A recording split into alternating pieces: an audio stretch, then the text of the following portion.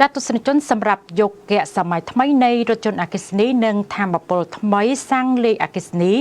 គឺបានបង្ហាញខ្លួននៅលើទីផ្សារនៃប្រទេសកម្ពុជាអ្នកជំនាញផ្នែករថយន្តបានអះអាងថាយកគៈសម័យថ្មីនៃរថយន្តអគ្គិសនីនិងរថយន្តថាមពលថ្មីសាំងលេខអគ្គិសនីគឺពិតជាអស្ចារ្យនឹកស្មានមិនដល់ដោយក្រុមហ៊ុន BYD បានចាប់ដៃជាមួយនឹង Harmony Auto ភ្នាក់ងារចែកចាយផ្ដាច់មុខលក់នៅលើទីផ្សារនៃប្រទេសកម្ពុជា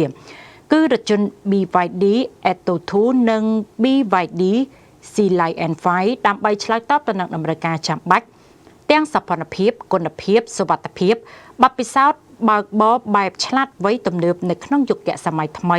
រថយន្តអគ្គិសនីនិងថាមពលថ្មីសាំងលេខអគ្គិសនីជាជម្រើសដ៏ល្អសម្រាប់ការធ្វើដំណើរបែបបៃតងដល់អ្នកប្រើប្រាស់កម្ពុជា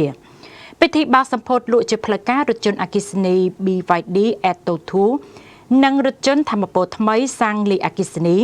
BYD Sea Lion 5នេះដែរមានការចូលរួមពីសំណាក់លោក Henry Yip នាយកប្រតិបត្តិផ្នែកលក់រថយន្ត BYD ប្រចាំប្រទេសកម្ពុជា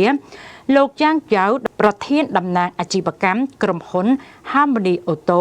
ប្រចាំប្រទេសកម្ពុជាព្រមទាំងអ្នកតំណាងចែកចាយនិងម្ចាស់រថយន្តស៊េរីទំនើបទាំងពីរម៉ូដែលយ៉ាងច្រើនកកនៅសន្តាគារសាន់មុនរាជធានីភ្នំពេញបើតាមការបញ្ជាក់ពីលោកប្រធានទីផ្សារថាតម្លៃផ្លូវការសម្រាប់ទីផ្សារនៅកម្ពុជាគឺ BYD Atto 2មានតម្លៃត្រឹមតែ$22,300 និង BYD Sea Lion 5មានតម្លៃ$25,800 តែប៉ុណ្ណោះ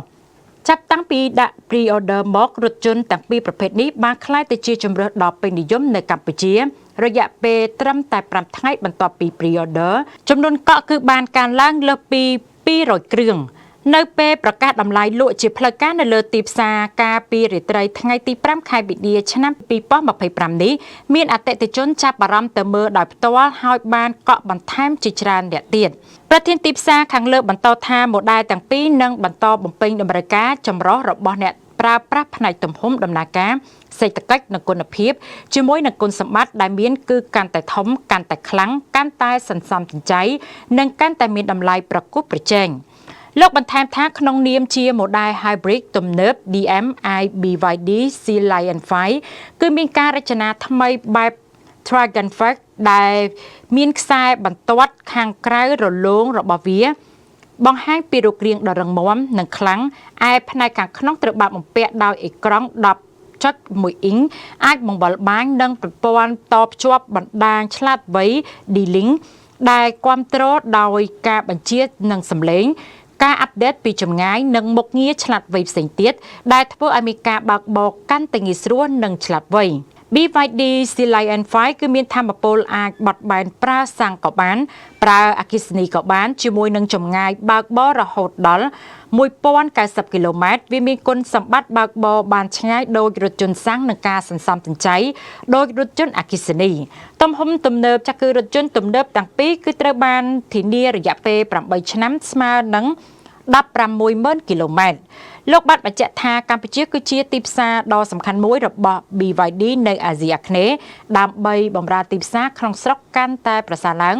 BYD និង Harmony Auto មិនត្រឹមតែបានរៀបចំគម្រោង Flagship Store ទំហំ 13,000 ម៉ែត្រការ៉េនៅលើមហាវិថីហ៊ុនសែនក្នុងរាជធានីភ្នំពេញប៉ុណ្ណោះទេ